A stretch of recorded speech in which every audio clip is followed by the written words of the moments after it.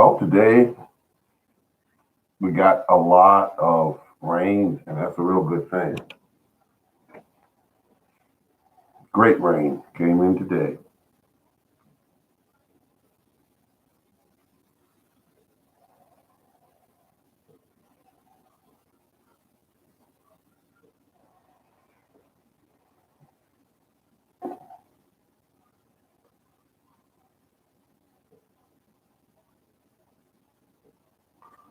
Oh, you're driving. Well, congratulations, young lady. That's interesting. Hey, driving. And sometime I used to get gentleman Farmer 73, I think it is, and he would be at work uh watching the show. And I was just interested, I was just interested in wow, some people actually drive and watch the show, and when it pop up, they say, I got to see this or hear this. We got some rain today here in Maryland, and I do have corn, and I got grapes, and I got potatoes. I got to get out there one day. This has been a real crazy, busy week. And what I mean crazy, oh, and plus I lost my neighbor. Um, I forgot how old he is. I think he's 75. I want to say. But at any rate, I used to bring him plants over, so in the spring he wouldn't have to go out and buy tomato plants or pepper plants. I would grow them from seed and take them over to him. And I found out yesterday that he passed. And uh, I don't really feel sad because um, he lived a long, long life. He had a wife by his side. Oh, yeah, yeah, but he had a wife by his side. They were together for almost, I want to say, 50 some odd years. They were together for almost 50 some odd years. And he, I shot videos of him. Um, spring was coming in, and I shot videos of him. When I gave him some tomato plants on his porch, I shot some videos. He was growing some potatoes in a container, and that's why I got the idea. Could growing potatoes in containers? 'Cause I didn't really think it was a good idea, and then when I saw it could be done well. You could actually grow potatoes. He was doing it, and I want to say he was 77 or something like that. Um, Went into the hospital one day. Let's see, what did they say? He had a slight heart attack, and then his pressure dropped. And I'm thinking, oh, he'll be okay. He's been through stuff before, and came home, but he didn't come home. He didn't come home. Hi, Monica. Hello, all. Yes, yes. Hello. How are you doing? Good to see you in the house, so to speak. Um, this year, I have to get out into my yard. I mean, all the weeds I have in my yard now are doing incredibly well. They are taking over, and I want to get out there and go ahead and cut them back. Like I said before, I use my weeds as fertilizer. I cut them down, I leave them there, they rot, they go in the ground, and that fertilizes my soil. Um, I grew quite a few peaches this year.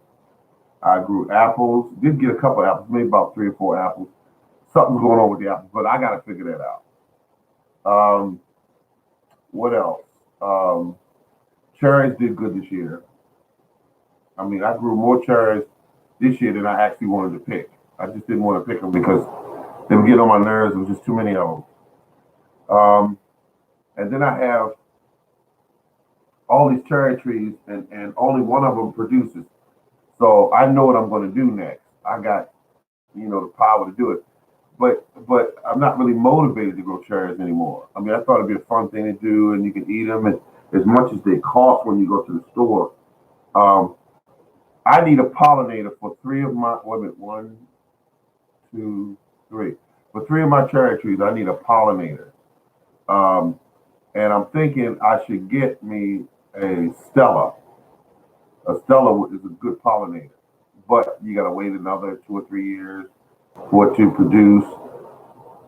And there's a tree called a colander tree. It grows different types of fruit, but it never really gets too wide or too big. And but it could be great as a pollinator. But I look around online for it, and they really don't sell them here in the U.S. like they could. You know, a couple of places online had them for $100 a tree, and I don't think I'm that motivated to do $100 for a tree out of a company that I don't know anything about. And if something go wrong with the tree, they're not going to be around for you. They're going to say, "No, sir, it was alive when we sold it to you." You know, and that's how they're going to make their money. They're not going to back anything. That's why I like going to stock brothers because um, they will sell you the trade, stand behind it, and also offer you a ton, and I mean a ton of information on what you need to do in order for this tree to do what it needs to do. Um, we're living in a nation where people are starting to catch on and they're starting to see the facts that you need to grow some of your own food. They're starting to see that. It's facts now. People are looking at it. They see people like the Morning Gardener um, and countless numbers of all of you that are growing food and they're looking at it and it's starting to change minds now. People are starting to say, well, maybe I should try, or I wonder if I could grow enough in containers. And they're thinking about it because um, food is getting more expensive and they're growing it all over the world and you don't know how they're growing it. I told a gentleman yesterday in some countries they use trash as a fertilizer to grow their crops. And he had a shocked look on his face, but it's a fact, it's, I can never think of it. It's not called a dump, but people bury trash in what they call it. I can never think of it. One of you might be able to think of it before I do. It's not a dump. It's not called a dump. People bury trash and things they want to get rid of in a. God, I can never think of it. Can never think of it. It's got a weird name. Um, but it's something that they always throw their trash there. Large amounts of trash. Landfill. And in some countries, they go right to the land. Thank you for that very much, landfill. And they go there and they are allowed to collect garbage, take it to their property, dump it on top of the surface, and use it as fertilizer.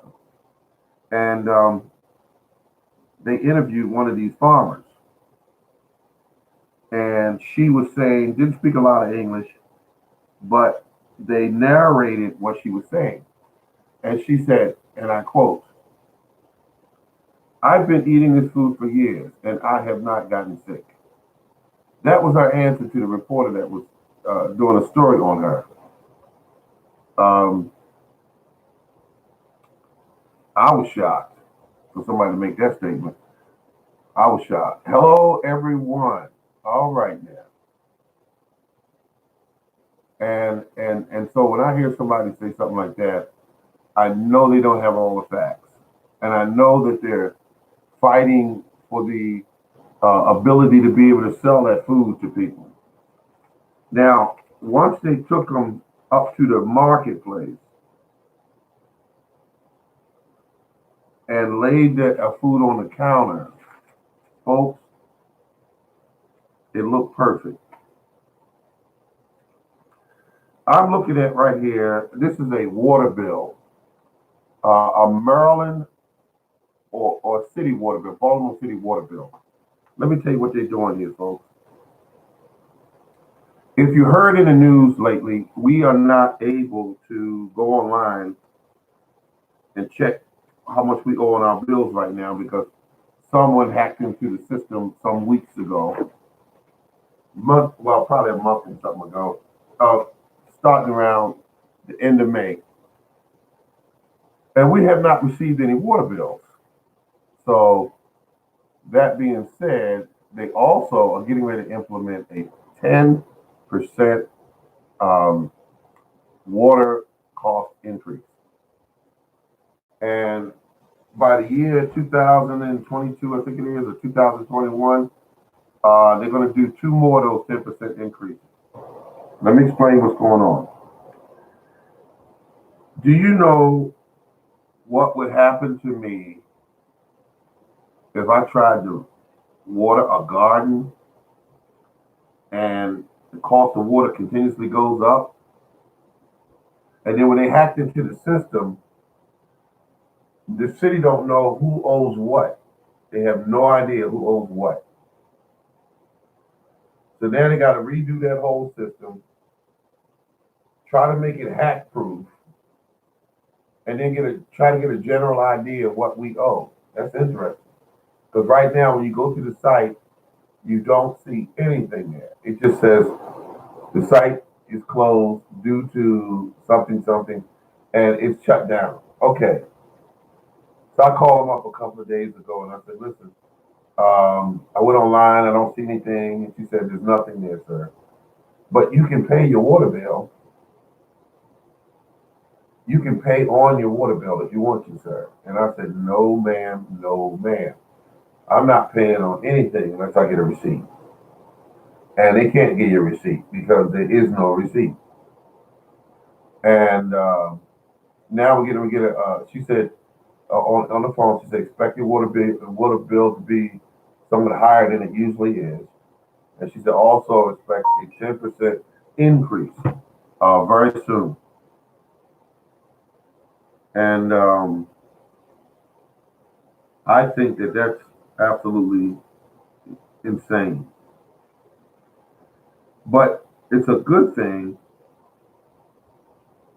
that I have my water coming from. I have it coming from. I have it coming from what we call a beautiful rainwater. That's where I have it coming from. My water for my garden is coming from rainwater. So that's a plus. I do not pay anything. Sounds like a scam. No, well, it could be, man. The way things are right here in Baltimore City, we got so much corruption here. It's amazing. It's absolutely amazing. But I water my garden with rainwater. I water my garden with rainwater. I have an electric pump that's hooked up to a 12-volt deep cycle battery with 100 pounds psi, so I can pump it over 100 feet away.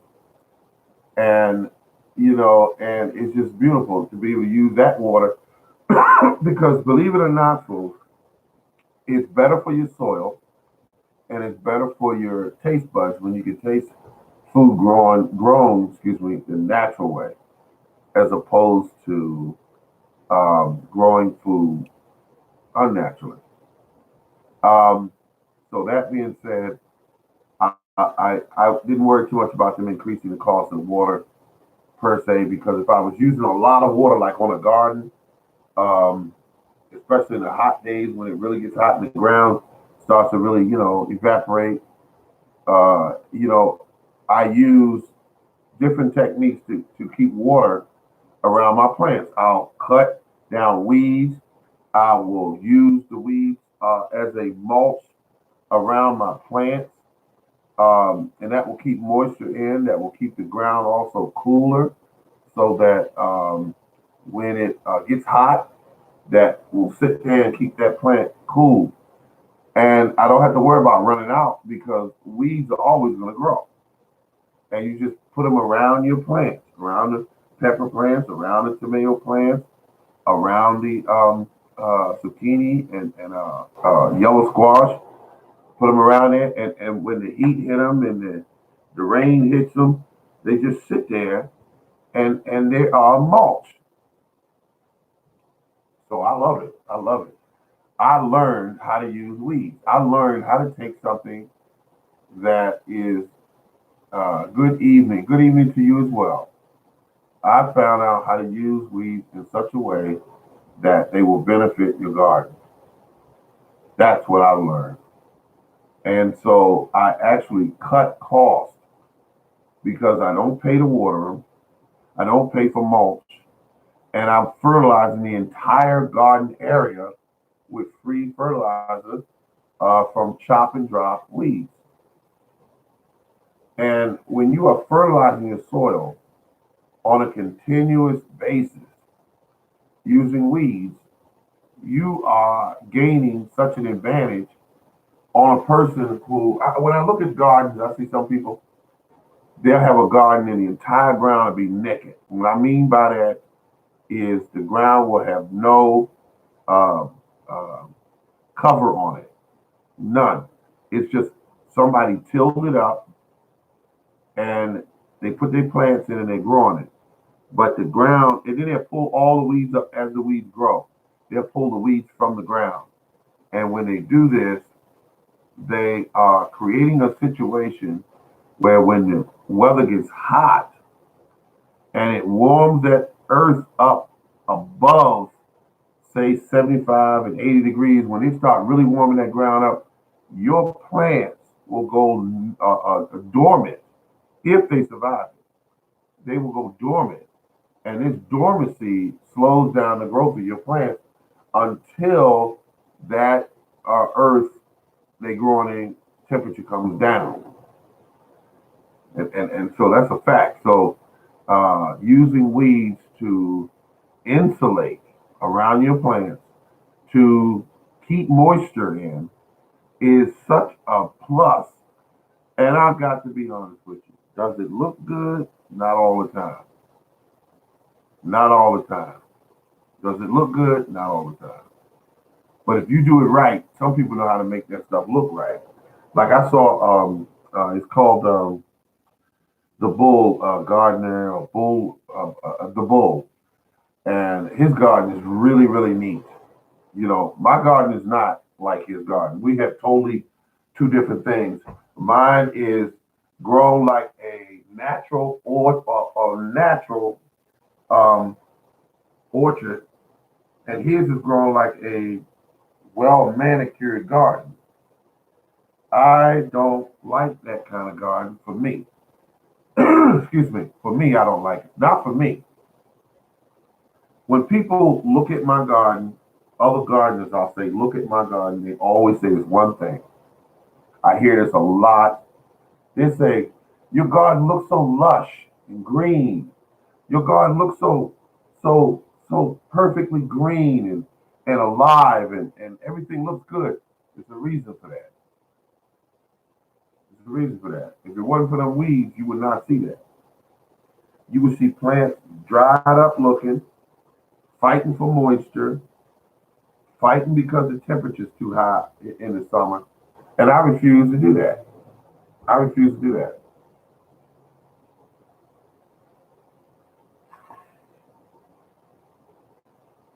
And I gotta go out there very soon and check and see how many cucumbers I have. Because I know I've probably got some cucumbers by now. My grapes look absolutely great. Hey, morning gardener and all you other growers. Hello, how you doing? From Maryland, I believe. From Maryland. And it just we got that rain today. It was some rain. It wasn't a lot like the weatherman was saying. We got thunderstorms, and it wasn't all that. I was driving home and it would come in and go out and come in and go out. That's what it would do. Now here's something I have right here that just hit. It said, no. This is from 7 o'clock. This is from 7 o'clock. It says flash flood warning. This area till 7 o'clock. Well, it's now 9 o'clock. No flash flooding. So there, and so, but I'm glad you get these alerts because they can save your life. Let's see, show notifications. I want to get rid of it because it's over with. Okay, that should do it. Glad to hear no flooding. Thank you very much. Thank you. Um, because when I get the rain, folks, it don't do nothing but help my garden. When I get the rain, because I got so much um, fertilizer on my ground. When I go through there with that weed whacker, and you gotta learn how to do this, folks, if you want to do like I do. Um, Hello, how you doing? I just mentioned you a couple seconds ago. You'll have to replay it and see what I said. Um, what I'm saying is that when I go through with the weed whacker and I chop down a lot of those weeds, they sit there, folks, and the biology eats it. And when the biology eats it, it's just nutrients returned to the soil over and over and over. And I keep doing this all year long. Then when the fall comes in, when the fall weather comes in, then I do all my leafy stuff, you know. All my leafy stuff. I love kale and I love collard greens. And I got all my seeds I ordered. They're already done. Um, and I did grow some big, big, pretty collard greens one year. Yes, morning goddess. I see Lisa is also from Baltimore. Oh, okay, okay, there you go. Lisa's from Baltimore. Baltimore. Isn't that something? I didn't see that at first. Lisa's from Baltimore. And it's good to see people are just gardening their butts off. It is good. It's good to see that. Um, People tend to. What is it? I usually get this a lot. Some when people say coming from you, that's a compliment. I don't know what they'll say coming from you, that's a compliment. If I tell them something about gardening, coming from you, that's a compliment. Um, and I do appreciate it. I did it for a lot of years, but I still haven't lost that thing, man. I came home today from work, parked the car, and went right out into the garden. That's just me. Parked the car, right out to the garden. Got up this morning, right out to the garden. Um, Went out there, looked at my corn. I said, "Oh my God, look, that corn looks good." I said, "Look at it." And I looked at my peaches. They getting the sizes up on them. My pears, I haven't checked my pears yet. I could have full size pears back there, not even know it.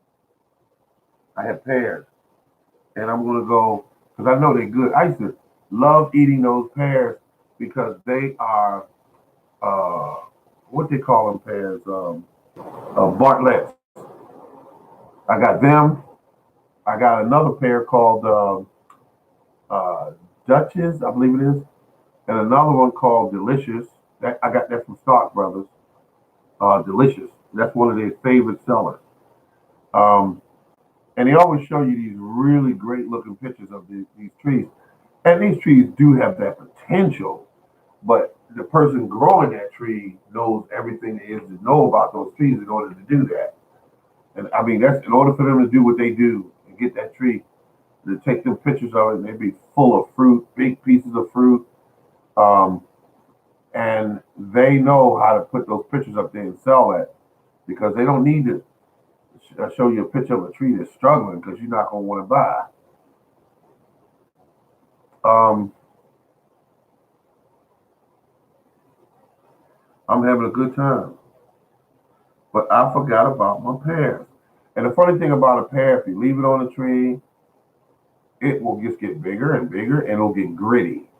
And when you bite into it, you say, "Oh man, it's overripe," and there's nothing you can do about it. The best thing you do to a pear is when it gets good size up to it, go outside and take the very top of it and kind of press on it. If it gives a little bit, pull that thing down and go ahead and eat it. Because if you try to wait for it to get soft all the way around, that pear will get just as gritty, and you'll say, "Oh man, I didn't even want this pear."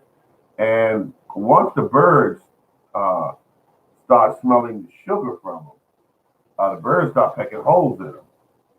And don't let a crow get out there. A crow will peck one over here, peck one over there, peck one over here, and that's what he'll do. He's a real bastard. Peck one over here, peck one over there. He will not just eat the one pear. He'll peck every one you got on that tree that he can get to. And you don't want that. Your cherries. The most the best thing you can do for your cherries is a certain time of year you want to spray around that tree, because if you don't, it's these worms that come out of the ground. They crawl up into the tree. They lay their eggs into your cherries, and when they come, when they ripen up and get red, and you break one open and you see that little white maggot in it, you'll say, "Oh my God!" You open another one and another one and another one. They'll be in almost every last one of those cherries. So cherries are a tree you got to learn how to keep pests off of them. Same thing goes with peaches. Everything eats the peaches up. So, oh my peaches. Oh my, I'm sorry to hear that the squirrels took your peaches. See that now I've been living here Bull. I've been living here, and I've been growing peaches for about 5 years, and I've never had a problem with squirrels. But I'm not sure if they're not eating my fruit, because I know that my apples. One day I went out there and I saw these chew holes in the apples. I said, "Okay, what did this? Was it birds? Was it birds? Was it squirrels? I don't know, but I do know there was 6 apples that was sizing up. There's something chewed holes in every last one of them, and it happened one day. I came home from work and I saw them chewed up, and there was nothing I could do about it because, well, I did leave the apples there because it's best that you try to leave it there and let them finish eating it instead of keep going to your fresher pieces of fruit. Um, and here's the bad thing. I hate to say this, Bull, but once they find a food source, they return. Every year they return. And that's what they do. Once they find a food source, they know where it is, and they find it and they keep going for it. Your corn is looking very nice. Oh, thank you. Thank you. And let me tell you something, I want to throw at you. So when you do some corn, you can, get an idea of what I did. Here's what I did. You remember I kept showing everyone that manure rake that I have. Excuse me, the manure fork I have. When I tell you folks, try the manure fork and lay off of that shovel. That shovel is just not right. I mean, it's good if you want to do some stuff in the yard. Don't get me wrong. Don't misunderstand me. But um, if you get that fork and you loosen that soil up, drive it down 8 inches, folks. It's going to be a little hard the first time you try it. If you tried in an area you've never gardened before. But if you gardened in that area before, it shouldn't be no issue. You push it down in there 4 inches, you pull it up. No, you push it down there 8 inches, you lean back on it. All you're doing is opening the ground up, letting air, oxygen into the ground.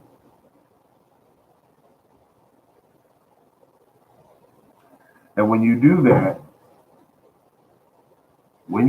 folks, you're going to see a different uh, way that your soil is going to respond, or how your plants are going to respond to having all of this loose soil, 2 feet, 3 feet across, depending on what kind of plant you're putting in. And I do if I put a squash plant in, I do 2 feet across. If I do a pepper, 2 feet across, 8 inches deep. When you loosen that soil up, these plants will respond by growing bigger roots, a root base.